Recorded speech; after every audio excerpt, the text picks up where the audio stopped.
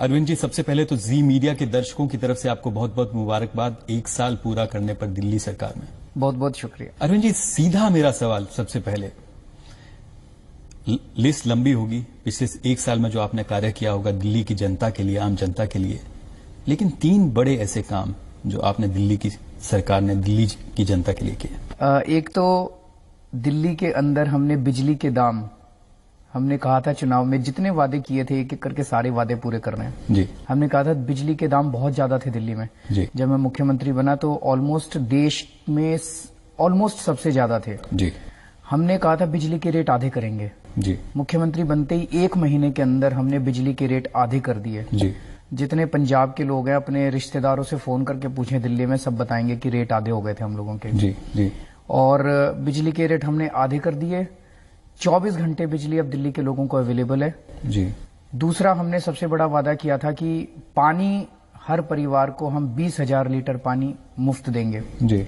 और हमने आते ही 1 महीने के अंदर हर परिवार को 20-20 हजार लीटर पानी मुफ्त कर दिया था जी। कई लोगों ने आरोप लगाया कि केजरीवाल तो भट्ठा बिठा देगा, मुफ्त पानी दे दिया तो भट्ठा बैठ जाएगा जल बोर्ड का।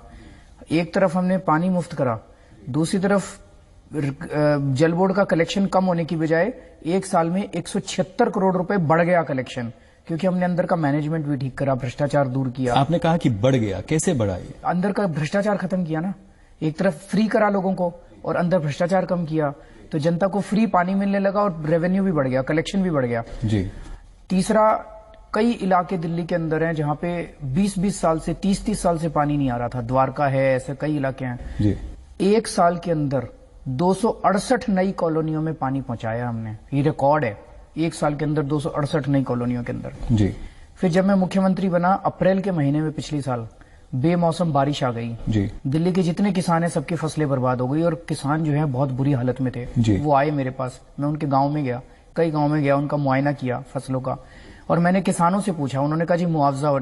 मैंने उनसे पूछा तुम बताओ कितना मुआवजा होना चाहिए जी। किसानों ने कैलकुलेट करके बताया जी 15,000 रुपए एकड़ के हिसाब से दे दो। हमने 20,000 रुपए एकड़ दे, 50,000 दिल्ली में किसान कितने के? 360 गांव है, 360 गांव है। और पहले क्या होता था ना कि वो पटवारी आता था जी, वो नापता था, इसमें इतनी फसल बर्बाद हुई है, 50% फसल बर्बाद। अब बारिश आई जी, बारिश आधे खेत में थोड़ी आई, बारिश तो पूरे खेत में आई, तो जो रिश्वतखोरी चलती है उसमें जी, जो रिश्वत दे दे उसकी 50%, 100% नहीं तो 50%। जी। हमने कहा जहां जहां बारिश आई वहां पे 100% और पूरा पूरा लोगों को। मेरे को पता चला पंजाब में किसी को 300 रुपए का मुआवजा, किसी को 50 रुपए का चेक। ये तो इंसल्ट है, अपमान करते हैं किसानों का, इसीलिए किसान आत्महत्या करने पे मजबूर होते हैं। तो आपने कहा कि आपने रिश्वतखोरी जो थी, इसमें भी रिश्वतखोरी होती है, उसको आपने बंद किया, लगाम लगाया। जब हमने ये कर दिया कि भाई जहां जहां बारिश हुई 100%, वहां तहसीलदार या पटवारी कैलकुलेट नहीं करेगा तो 100% मुआवजा। तो किसी को 5 लाख रुपए का, जितनी भी हेक्टेयर जमीन थी, एकड़ जमीन थी, किसानों को मुआवजा दिया। उसके बावजूद जो स्कूल और अस्पताल हैं, सबसे ज्यादा काम हमने वहां पे किया है जी। सरकारी स्कूलों को हर सरकार बर्बाद करती है जी। सरकारी स्कूलों को बर्बाद करके ताकि प्राइवेट में बच्चों को भेजने के लिए मजबूर हो जी। हमने अपना शिक्षा का बजट डबल कर दिया जी। सरकारी स्कूलों में 1100 सरकारी स्कूल है दिल्ली सरकार के, 1100 के 1100 सरकारी स्कूलों में बेसिक सारी सुविधाएं दे दी हैं, टॉयलेट है, पानी है, साफ सफाई है, वो सारी सुविधाएं दे दी है। 54 स्कूल को हमने पिकअप किया पायलट बेसिस पे कि इन 54 स्कूल को हम प्राइवेट से भी बेहतर बनाएंगे और 1 साल के अंदर आप अपनी कैमरा टीम भेज के देखो, वो प्राइवेट स्कूलों से भी बेहतर वहां पे शिक्षा, हमने टीचर्स की ट्रेनिंग करी है, प्रिंसिपल्स की ट्रेनिंग करी है और बहुत बढ़िया वहां पे शिक्षा का स्तर हो गया। लेकिन सभी सरकारी स्कूल प्राइवेट स्कूल की तर्ज पर कब अच्छे बने? वो 54 स्कूलों को पिछली बार किया, अब हमारा एक्सपीरियंस हो गया। इस साल 1100 के 1100 स्कूल ले रहे हैं, सब स्कूलों को उस किस्म से बनाएंगे जी। नंबर 1। नंबर 2, सरकारी स्कूलों में एक एक क्लास में 150 बच्चे बैठते हैं, 100 बच्चे बैठते हैं, टीचर कैसे पढ़ाएगा जी। तो हमने पूरे दिल्ली के सारे सरकारी स्कूलों की क्लासों की मैपिंग करी, किस क्लास में ज्यादा बच्चे हैं जी। तो 8000 नए क्लासरूम बनवा रहे हैं हम लोग और जुलाई तक बन के तैयार हो जाएंगे। 1 अगस्त से 8000 नए क्लासरूम बन गए मेरे, तो हर क्लास में 50 से कम बच्चे होंगे, तब मैं टीचर को कह सकता हूं तू ठीक से नहीं पढ़ा रहा जी। हर क्लास के अंदर हम सीसीटीवी कैमरे लगा रहे हैं, तो पेरेंट्स अपने घर बैठ के देख सकते हैं मेरा बच्चा ठीक से तो नहीं पढ़ रहा, टीचर पढ़ा रहा है कि नहीं पढ़ा रहा। हम पेरेंट्स को कंट्रोल दे देंगे कि पेरेंट्स देखें बच्चा ठीक पढ़ रहा है कि नहीं पढ़ रहा। प्राइवेट स्कूल की तर्ज पर आप? प्राइवेट स्कूल की तर्ज पे बहुत बढ़िया बन जाएंगे। हम 45 नए सरकारी स्कूल बना रहे हैं जी। अस्पतालों में पहली बार ऐसा हुआ है 1 फरवरी से हम लोगों ने दिल्ली के सारे सरकारी अस्पतालों के अंदर सारी दवाइयां फ्री कर दी है। पहले क्या होता था, आदमी जाता था, डॉक्टर 10 दवाई लिखता था, वो खिड़की पे जाता था, खिड़की पे 1 दवाई मिलती थी, कहते थे बाकी बाहर से ले लो। सारी दवाइयां चोरी करते थे या दवाइयां होती नहीं थी जी। मैंने अपने सारे डॉक्टरों की मीटिंग बुलाई, दिल्ली के 3000 डॉक्टर हैं। मैंने उनको कहा अब एक भी दवाई अगर आप लोगों ने नहीं दी तो खैर नहीं है जी। मैं पैसे की कमी नहीं होने दूंगा, जितना पैसा तुम लोगों को चाहिए सरकारी अस्पताल में मैं उतना पैसा दूंगा, दवाई की कमी नहीं होनी चाहिए जी। 1 फरवरी से लागू किया है और अभी मैंने कई जगह इंक्वायरी कराई है, लोगों को 500 रुपए की टेबलेट भी जो है महंगी दवाइयां वो भी पूरी 100%। लेकिन आपने एक वादा किया था कि 30,000 के करीब जो बेड है वो दिल्ली के जो हॉस्पिटल है उसमें लगेंगे, लेकिन पिछले 1 साल में इस पर कोई ज्यादा काम नहीं काम हुआ है। मैं बताता हूं 1 मिनट। तो हमने दवाइयां मुफ्त करी, इसके साथ साथ हम लोगों ने जितने टेस्ट हैं, जब अस्पताल में जाता था आदमी अल्ट्रासाउंड के पैसे लगते थे, एक्सरे के पैसे गरीब आदमी कहां से देगा, सरकारी अस्पतालों में भी पैसे लेते थे, वो भी सारे टेस्ट हमने फ्री कर दिए। अब कोई आदमी चाहे अमीर हो चाहे गरीब हो सरकारी अस्पताल में जाएगा तो उसका पूरा इलाज फ्री है, सारी दवाइयां फ्री है, सारे टेस्ट फ्री हैं उसके। पहली बार पूरे देश के अंदर यह हुआ है कि गरीब आदमी को अपना इलाज मिलने लगा है जी। आपने जो क्वेश्चन किया 10,000 बेड हैं दिल्ली सरकार के, इनको अपने को 30,000 करना है। आपका वादा है? दिसंबर, हाँ बिल्कुल है, 5 साल का वादा है, वो 1 साल का नहीं है।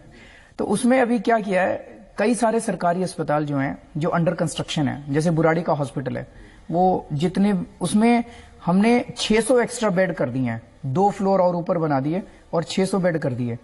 पहले 1 बेड पर बेड कंस्ट्रक्शन कॉस्ट 1 करोड़ रुपए आती थी, हमारी ये कंस्ट्रक्शन कॉस्ट 60 करोड़ रुपए में 600 बेड, तो 10 लाख रुपए पर बेड के हिसाब से हमने 600 बेड एक्स्ट्रा कर दिए। इस तरह से जो एग्जिस्टिंग हॉस्पिटल्स है ना, उसी के ऊपर हम 1-1, 2-2 फ्लोर और बनाते जा रहे हैं।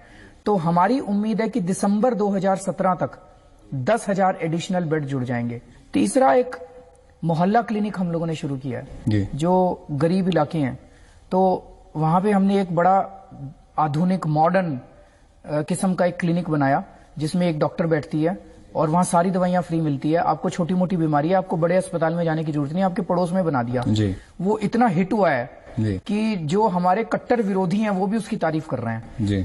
अब उस किस्म के, पहले इस किस्म की डिस्पेंसरी बनती थी, 5 करोड़ रुपए लगते थे जी। हमने 20 लाख रुपए के अंदर वो मोहल्ला क्लिनिक बना दिया जी। अब वो उसमें टेस्ट सारे फ्री होते हैं, सारी दवाइयां फ्री मिल रही हैं। अब 1000 मोहल्ला क्लिनिक पूरी दिल्ली के अंदर हमने ऑर्डर कर दिए, टेंडर हो गए हैं, कॉन्ट्रैक्ट दिया जा रहा है। विकास के जो काम हुए, चाहे दिल्ली में मेट्रो आई हो, फ्लाईओवर्स का जाल बिछा हो, पहली सरकार ने किए, इसका श्रेय कहीं ना कहीं आप उनको देंगे? 1 मिनट आ रहा हूं उस पर जी। 3 फ्लाईओवर हमने दिसंबर में कंप्लीट किए हैं, 3 फ्लाईओवर में मिला के हमने 350 करोड़ रुपए बचा लिए जी।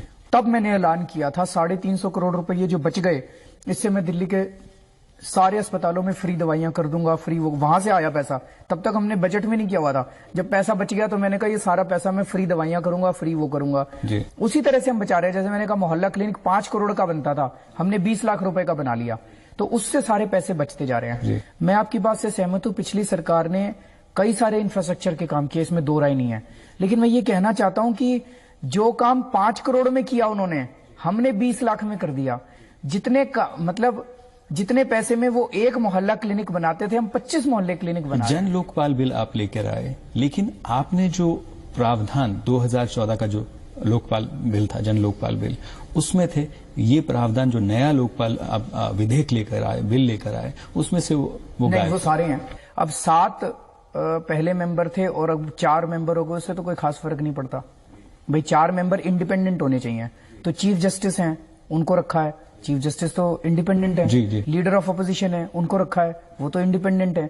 तो इंडिपेंडेंट लोगों को रखा, उससे फर्क क्या पड़ता है? वो चिल्लाने वाले चिल्लाते, विरोधी वगैरह चिल्लाते रहते हैं, उनको चिल्लाने दो जी। तो इंडिपेंडेंट लोगों को रखा है।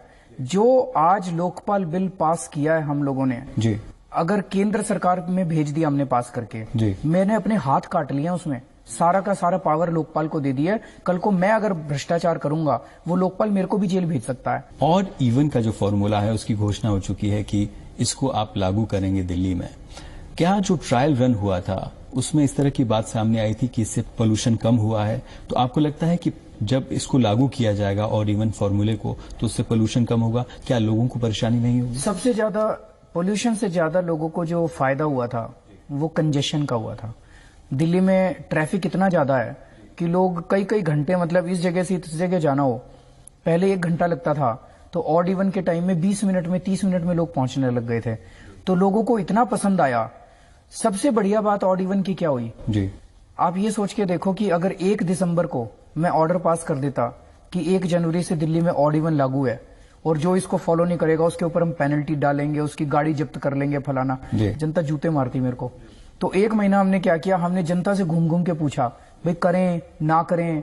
फिर मैंने रेडियो पे बोला, मैंने कहा अगर ज्यादा तकलीफ हुई जनता को मैं 2 दिन में बंद कर दूंगा, आप चिंता मत करो, एक बार सारे मिलकर करते हैं, देखते हैं क्या होता है। उससे जनता को कॉन्फिडेंस बना। फिर मैंने जनता से पूछा किस किस को एग्जेम्प्ट करें आप बताओ, तो जनता ने कहा जी औरतों को कर दो, इनको कर दो, उनको एग्जेम्प्ट कर दिया। ऑड इवन के वक्त पूरी दिल्ली की जनता ने साथ दिया जी। 1 दिन में अगर 30 लाख गाड़ियां सड़क पे उतरती थी तो केवल 200 गाड़ियों का वायलेशन था, 200 चलान, 300 चलान हो रहे थे जी। पूरी दिल्ली की जनता ने इसका, हम डंडे मार के लोगों को हम नहीं कर सकते थे इसको लागू, पूरी दिल्ली की जनता ने साथ दिया। और अब हम लोगों ने दोबारा जनता से पूछा, अब जी पूरी दिल्ली के अंदर हमने सर्वे कराया, दिल्ली की जनता से पूछा भाई दोबारा ऑड इवन करें ना करें।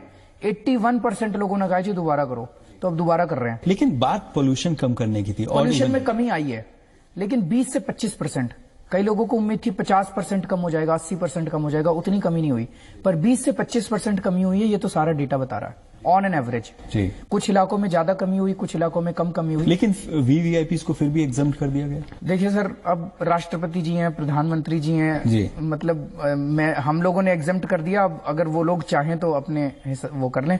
जैसे पिछली बार चीफ जस्टिस ऑफ इंडिया है, उन्होंने कहा कि मैं गाड़ी शेयर करूंगा, उन्होंने गाड़ी शेयर करी।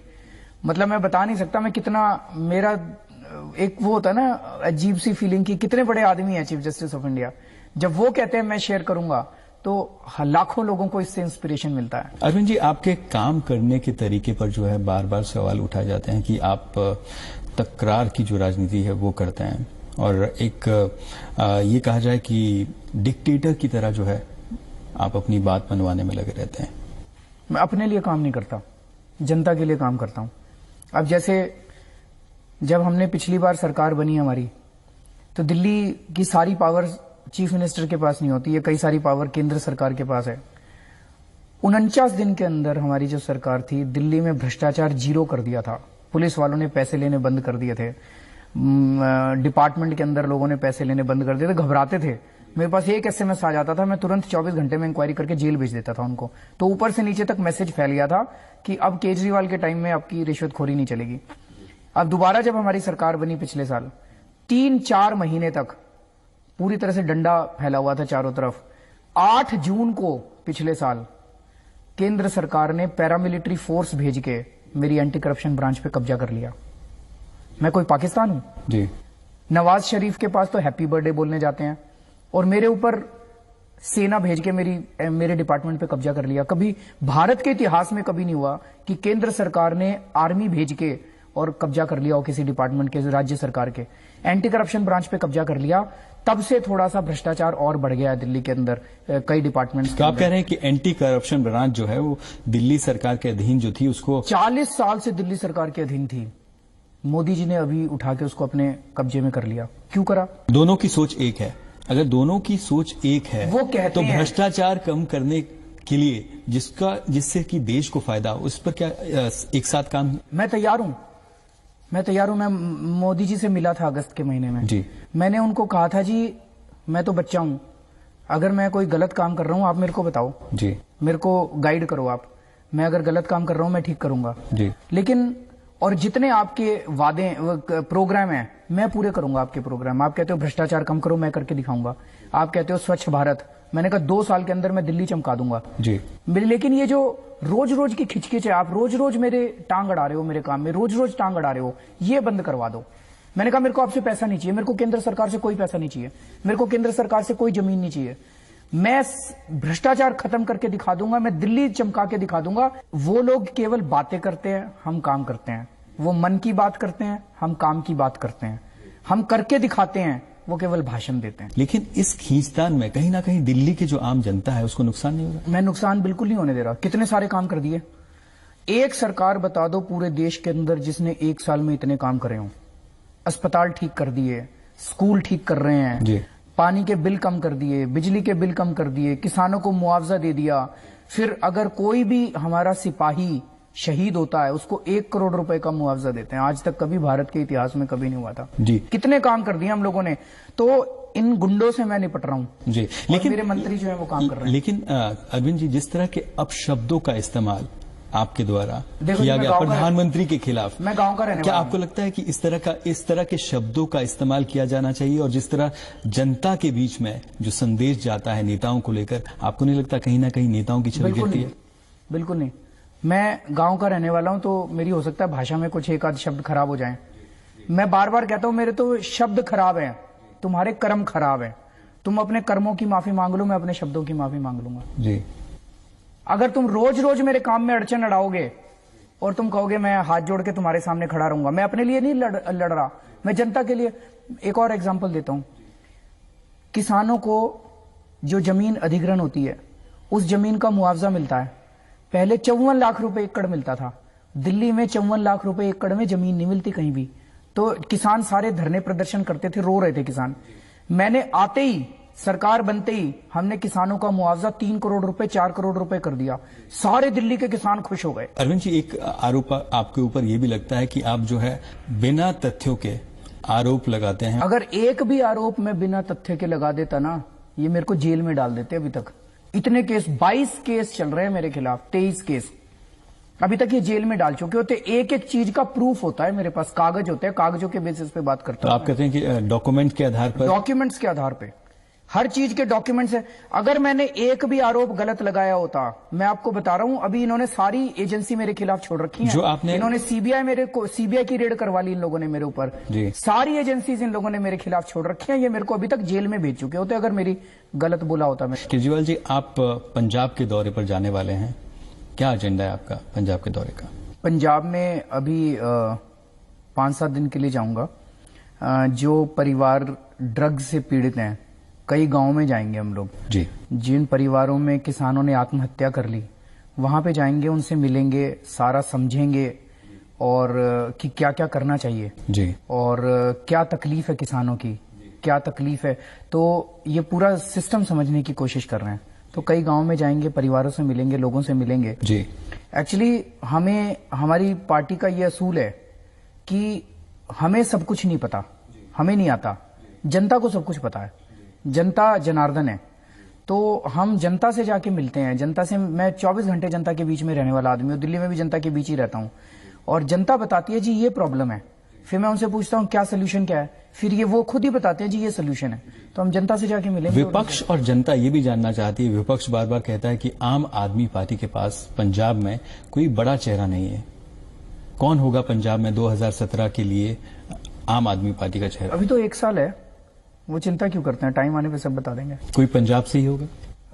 टाइम आने पे सब कुछ बता देंगे आपको। क्या अरविंद केजरीवाल जी वो चेहरा होंगे? क्या आप दावेदार हैं पंजाब में 2017 के मुख्यमंत्री पद के? टाइम आने पे सब कुछ बता देंगे। अभी 1 साल है, समय पे सबसे पहले जी पंजाबी को बताएंगे। टाइम कब आएगा?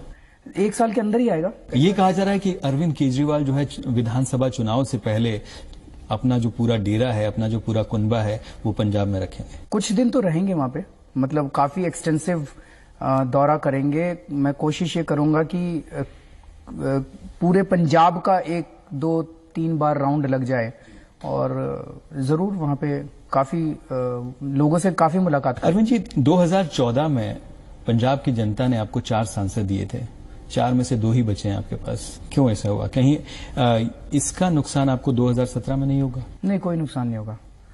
जनता, देखिए थोड़ा सा मानसिकता समझिए। आज देश की जनता, पंजाब की जनता जी इन पार्टियों से विश्वास खो चुकी है। कांग्रेस से भी कोई उम्मीद नहीं है, कांग्रेस को भी देख लिया। बीजेपी से भी कोई उम्मीद नहीं है, अकालियों से भी कोई उम्मीद नहीं है, इन सारी पार्टियों को देख लिया। आम आदमी पार्टी की इस राजनीति में जनता को उम्मीद है। क्यों उम्मीद है आपसे? दिल्ली में करके दिखाया है। दिल्ली में पहले 49, दिल्ली में हमें 67 सीट क्यों मिली आप सोचो जी। 49 दिन की हमारी जो सरकार थी उससे दिल्ली की जनता इतनी खुश थी। और प्रधानमंत्री जी मोदी जी के प्रधानमंत्री बनने के कुछ महीनों के अंदर ही दिल्ली में 67 सीट दे दी हम लोगों को जी। क्योंकि दिल्ली की जनता चाह रही थी कि वो 49 दिन वापस आए, इसलिए 67 सीट दी। अब पंजाब की जनता दिल्ली देख रही है, पंजाब की जनता देख रही है दिल्ली के अंदर किसानों को कितना फायदा हो रहा है, दिल्ली के अंदर के बिजली के रेट कम हो गए, दिल्ली के अंदर पानी कम हो गया, दिल्ली के अंदर भ्रष्टाचार खत्म हो रहा है। अब पंजाब के लोगों को वो उम्मीद नजर आ रही है। लेकिन क्या इन रूठे सांसदों को और नेताओं को मनाने की कोशिश होगी क्या? जरूर कोशिश करेंगे, अगर आएंगे तो ठीक है, नहीं आएंगे तो उससे कोई फर्क नहीं पड़ता, ज्यादा फर्क नहीं पड़ता। देखो, हर परिवार के अंदर थोड़े बहुत लड़ाई झगड़े होते हैं, तो अपने अपने सबके लड़ाई झगड़े होते हैं। जनता ये चाह रही है कि आम आदमी पार्टी आके पंजाब के अंदर ड्रगों का धंधा बंद करे।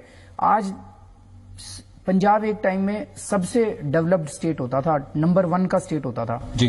पंजाब का युवा जो है उसकी तरफ सारे देखा करते थे, मतलब एनर्जी, एंटरप्राइज युवाओं के अंदर, और आज सारे युवा को नशे के अंदर खदेड़ दिया इन लोगों ने। आप कह रहे हैं गिरावट आई है, क्यों गिरावट आई है? पूरा पंजाब का युवा जो है सारा का सारा नशे की चपेट में है। कौन इसके लिए जिम्मेवार है?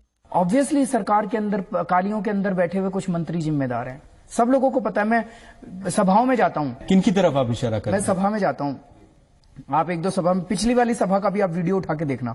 मैंने सभा में पूछा, मैंने कहा भी कौन करवा रहा है पंजाब के अंदर इसका धंधा, ड्रग्स का धंधा कौन करता है? सारी जनता चिल्लाती है मजीठिया। अपने आप जनता चिल्लाती है, सबको पता है। तो आज अगर पंजाब के अंदर सबसे पहला काम जो करना होगा, इस पूरा जो माफिया है जिसके अंदर बड़े बड़े लोग शामिल हैं, इस माफिया को क्रश करना होगा बुरी तरह से, इस माफिया को जेल भेजना होगा। वो आज केवल और केवल आम आदमी पार्टी कर सकती है। कांग्रेस के अंदर हिम्मत। कांग्रेस कहती है कि 4 हफ्ते में अगर उनकी सरकार आई तो 4 हफ्ते में जो है वो नशे को पंजाब से मिटा देंगे। आप कहते हैं 4 महीने में। क्या ये सिर्फ चुनावी शगुफे हैं? आपके पास कोई रोड मैप भी है? दिखाया। दिल्ली के अंदर जो आदमी 49 दिन के अंदर भ्रष्टाचार खत्म कर सकता है, वही लोग पंजाब के अंदर नशा खत्म कर सकते हैं। मैं पूछना चाहता हूं कांग्रेस वालों से जी। 2 साल पहले मजीठिया जी के खिलाफ सीबीआई की इंक्वायरी शुरू होने वाली थी। कैप्टन अमरिंदर ने सीबीआई की इंक्वायरी रुकवा दी। क्यों रुकवा दी? लेकिन एक मिनट, कैप्टन अमरिंदर के क्या रिश्ते हैं मजीठिया साहब के साथ? क्यों रुकवाई? क्यों बचाया उन्होंने? इसका मतलब दोनों मिले हुए हैं। अगर कल को मान लीजिए कांग्रेस आती है, जो कि आएगी नहीं, तो वो तो मजीठिया को बचाएगी। लेकिन अगर आपकी सरकार आती है तो? बिल्कुल नहीं। हमारी, मैंने तो ये भी बोला है, अगर कल को मेरा बेटा कहीं पकड़ा जाता है गलत काम में, मैं बख्शूंगा नहीं उसको। भ्रष्टाचार, ड्रग, ये चीजें बख्शने वाली नहीं है। कल को कोई भी पकड़ा जाता है, मेरा सगा भी पकड़ा जाता है, छोड़ूंगा नहीं मैं उसको। आप एक मंत्री के खिलाफ, आप मंत्री का नाम ले रहे हैं, उनके खिलाफ आरोप लगा रहे हैं, कोई तथ्य है इसमें? दूसरा सेंट्रल ब्यूरो ऑफ इन्वेस्टिगेशन, आपने कहा कि सीबीआई की जांच, लेकिन ईडी वहां पर जांच कर रहा है, ईडी की जांच वहां पर हो रही है। क्या ईडी पर विश्वास नहीं है? नहीं, बिल्कुल विश्वास है। हो क्यों नहीं रहा कुछ? हो तो नहीं रहा कुछ। कोई पकड़ा गया? ये जांच का खेल खेलते हैं आपस में। जब कैप्टन अमरिंदर जी की सरकार थी जी, तो मुझे बताया गया कि उन्होंने 1 या 2 केस भ्रष्टाचार के अकालियों के खिलाफ करे। कैद नहीं किया उनको, पकड़ा नहीं, जेल नहीं भेजा, जांच शुरू कर दी। 5 साल जांच चलती रही, जांचें चलती रहती है, 5 साल जांच चलती रही। फिर अकालियों की सरकार आई, सारे केस रफा दफा करा लिए। फिर अकालियों ने कैप्टन अमरिंदर के खिलाफ केस कर दिए। अब 10 साल हो गए अकालियों को। कैप्टन अमरिंदर जेल नहीं गए। दोनों में सेटिंग है। अब तो दोनों में सेटिंग है, जेल वेल नहीं। आप कह रहे हैं कि मैच फिक्सिंग है? मैच फिक्सिंग है, दोनों में बड़ी अच्छी सेटिंग है। तुम हमारे खिलाफ केस कर लो, हम तुम्हारे खिलाफ केस कर ले, केस चलते रहते हैं। लेकिन बिना कार्रवाई के, बिना किसी तथ्यों के आप कह रहे हैं कि किसी को भी बंद कर दो? नहीं, मैं थोड़ी कह रहा हूं, मैं कह रहा हूं जांच कराएंगे और तथ्य। आपको तो, आपके पास जी न्यूज के पास सारे तथ्य होंगे मेरे ख्याल से, जिनका नाम ले रहा हूं। आपकी स्माइली बता रही है कि सारे तथ्य पूरे पब्लिक में घूम रहे हैं। अरविंद जी, क्या 2017 के पंजाब विधानसभा चुनाव में आम आदमी अपने दम पर अकेले लड़ेगी चुनाव? अकेले लड़ेगी। और जो मैं बात कर रहा हूं, आप जैसे पत्रकारों से मैंने कई बार पूछा, मैंने कहा जी आज अगर चुनाव हो जाए तो आपके हिसाब से कितनी सीट आएंगी? कहते जी आज की डेट में चुनाव हो जाए पंजाब में 117 में से 100 सीट आएगी। पूरा पंजाब का युवा पागल हुआ पड़ा है आम आदमी पार्टी से, कह रहे हैं आम आदमी पार्टी को जिताना है। हम नहीं लड़ेंगे चुनाव, जनता लड़ेगी चुनाव। हमारे पास तो पैसे ही नहीं है चुनाव लड़ने को, खाली अकाउंट है हमारा, पार्टी का भी अकाउंट खाली है, मेरा भी अकाउंट खाली है। हमारे पास पैसा नहीं है, आदमी नहीं है। जनता चुनाव लड़ेगी, जनता घर घर जाएगी, जनता पैसा लगाएगी, जनता वोट मांगेगी। तो आप कहते हैं कि आम आदमी पार्टी जो है आम जनता की पार्टी है, आम लोगों की पार्टी है, लेकिन अभी हाल ही में पंजाब में जो है कुछ खास लोगों को भी पार्टी में शामिल किया गया और किया जा रहा है, ऐसा क्यों हो रहा है? मेरा एक कई ऐसे, मैं नाम नहीं लेना चाहता, लेकिन कई ऐसे नेता हैं नहीं, मेरा एक दूसरी पार्टियों से जिनको आम आदमी पार्टी में मेरी एक चीज की गारंटी है जनता को जी, पार्टी के अंदर सबका स्वागत है जो ईमानदार है। 2 लेवल के लोग हैं, एक तो है वॉलंटियर्स। वॉलंटियर्स में तो सबका स्वागत है, सारे आ जाओ, 120 करोड़ लोग जो है दिल्ली के, देश के, सबका स्वागत है पार्टी के अंदर, इस पार्टी के उस पर सब आ जाओ। लेकिन जो पद लेगा और जिसको टिकट मिलेगा उसकी मैं गारंटी लेता हूं जी कि उसकी ईमानदारी और उसकी छवि ईमानदार होनी चाहिए। हम 100 बार चेकिंग करते हैं और अगर कोई दूसरी पार्टी से आए तो उसकी 300 बार चेकिंग करते हैं, नंबर 1 जी। लेकिन फिर भी कई बार चेकिंग करने के बाद कुछ रह भी जाता है, हो सकता है कुछ छूट जाए। चुनाव के पहले 1 दिन पहले भी अगर आपने मेरे को आके सबूत दे दिया किसी का, उसकी टिकट कैंसिल कर देंगे, सीट खाली छोड़ देंगे, लेकिन किसी गलत आदमी को नहीं जाने देंगे। और करके दिखाया था हमने पिछले चुनाव में, जब हम पिछली बार दिल्ली का चुनाव लड़े थे।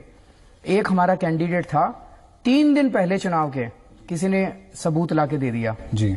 अब 3 दिन पहले तो हम कैंडिडेट भी नहीं बदल सकते थे, हमने ऐलान कर दिया जनता को कि इसको वोट मत देना, सीट खाली छोड़ दी हमने, लेकिन हमने गलत आदमी, राजौरी गार्डन की सीट हमने खाली छोड़ी थी। तो आप कह रहे हैं कि किसी भी टेंटेड नेता को बिल्कुल नहीं लिया जाएगा, सीट नहीं दी जाएगी, बिल्कुल ना नहीं, पार्टी में लिया जाएगा, बिल्कुल नहीं, उसको ना टिकट देंगे ना पद देंगे, नंबर 1। नंबर 2, दिल्ली में अभी मेरे एक मंत्री के खिलाफ एक टेप आई, ना विपक्ष वालों को नहीं पता था जी, मीडिया को नहीं पता था, मेरे पास किसी ने एसएमएस के ऊपर एक वो भेज दी, मैंने उसको सुना।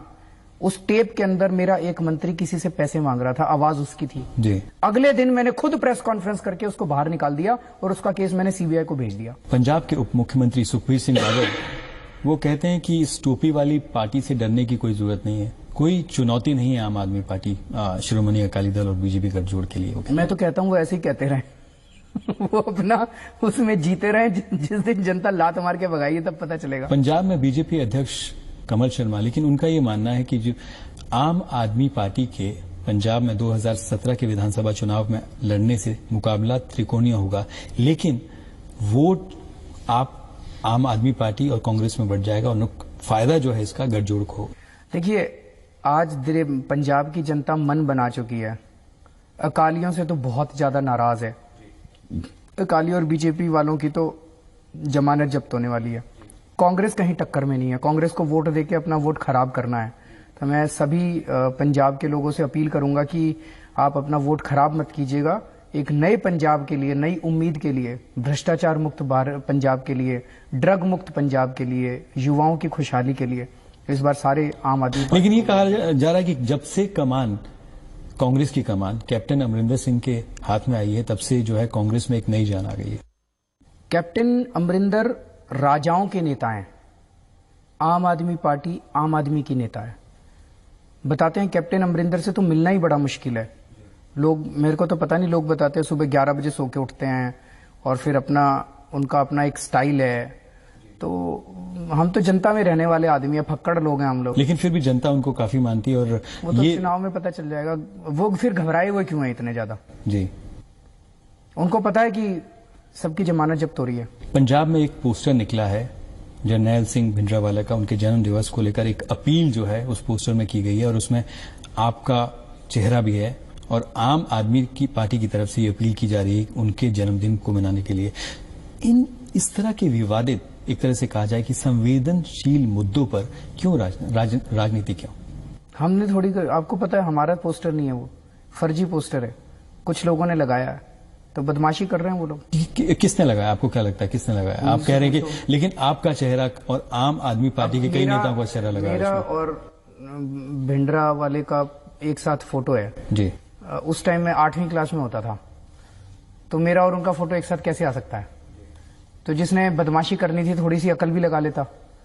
तो ऑब्वियसली ये पोस्टर जो है विरोधियों ने लगाया है जी, लोगों के मन में शंकाएं पैदा करने के लिए। तो मैं एक चीज बड़ी साफ करना चाहता हूं, हम धर्म की राजनीति नहीं करना चाहते, हम विकास की राजनीति, प्यार की राजनीति, मोहब्बत की राजनीति, किसानों की राजनीति, जनता की राजनीति करना चाहते हैं जी। हम कभी भी धर्म के नाम पे राजनीति नहीं करना चाहते।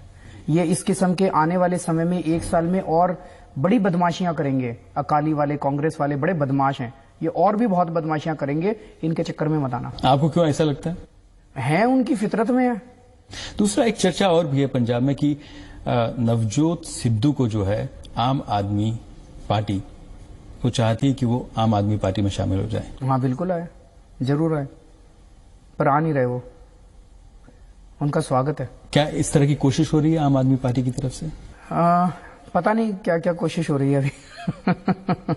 आपने कहा कि आम आदमी पार्टी का जो मैनिफेस्टो बनेगा पंजाब में पूछ के बनेगा, जनता से पूछ के बनेगा, लेकिन जो दिल्ली में मैनिफेस्टो बना था आपका, उसमें कितना हद तक जो है लोगों का सपोर्ट और लोगों को जो वादे किए गए थे वो पूरे किए गए? 70 पॉइंट हैं। 70 में से मैं कल पूछ रहा था 20 पॉइंट पूरे हो गए हैं पहले साल में, तो ये कोई छोटी बात नहीं है, बड़ी बात है। 70 में से 20 पॉइंट पहले साल में, 5 साल का मैनिफेस्टो है।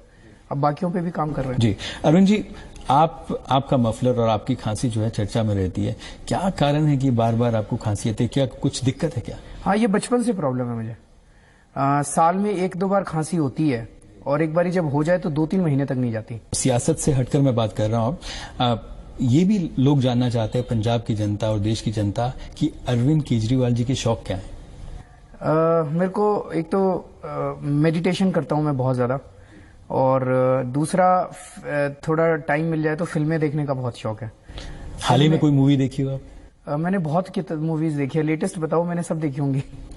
कौन सी आपने लेटेस्ट देखी? अभी बाजीराव मस्तानी देखी थी, फिर घर पे हमने पुरानी भी बहुत देखते हैं, श्री 420 भी देखी थी अभी, और कई सारी देखी हैं। वो फारूक शेख की कौन सी थी, दीप्ति नवल और फारूक शेख, वो चश्मे बद्दूर देखी थी अभी थोड़े दिन पहले। जी, क्या खेलों का शौक भी है? खेलों का नहीं है बिल्कुल। आप जब से दिल्ली के मुख्यमंत्री बने या जब से राजनीति में आए, परिवार के लिए पहले जैसा वक्त निकाल पाते हैं क्या? नहीं, मैं समय बिल्कुल नहीं निकाल पाता, और मैं अपनी धर्मपत्नी का बहुत बहुत आभारी हूँ। जिस तरह से उन्होंने सहयोग किया, पूरा परिवार भी चलाती हैं, नौकरी भी करती हैं, और कभी उफ तक नहीं की। और मेरे पेरेंट्स जो हैं, माँ बाप का आशीर्वाद है, वो साथ रहते हैं, वो भी पूरा इसमें सहयोग करते हैं, और इसको परिवार को भी पूरा संभाला हुआ है उन लोगों ने। अरविंद जी, जी मीडिया से बात करने के लिए बहुत बहुत धन्यवाद, and wish you all the best. बहुत बहुत शुक्रिया, थैंक यू सो मच, सबका बहुत बहुत शुक्रिया। ये थे आम आदमी पार्टी के संयोजक अरविंद केजरीवाल जी और दिल्ली के मुख्यमंत्री। आपको हमारी बातचीत इनसे कैसी लगी, आप हमको ट्वीट कर सकते हैं SDINESH पर। आप देखते रहिए जी मीडिया। नमस्कार।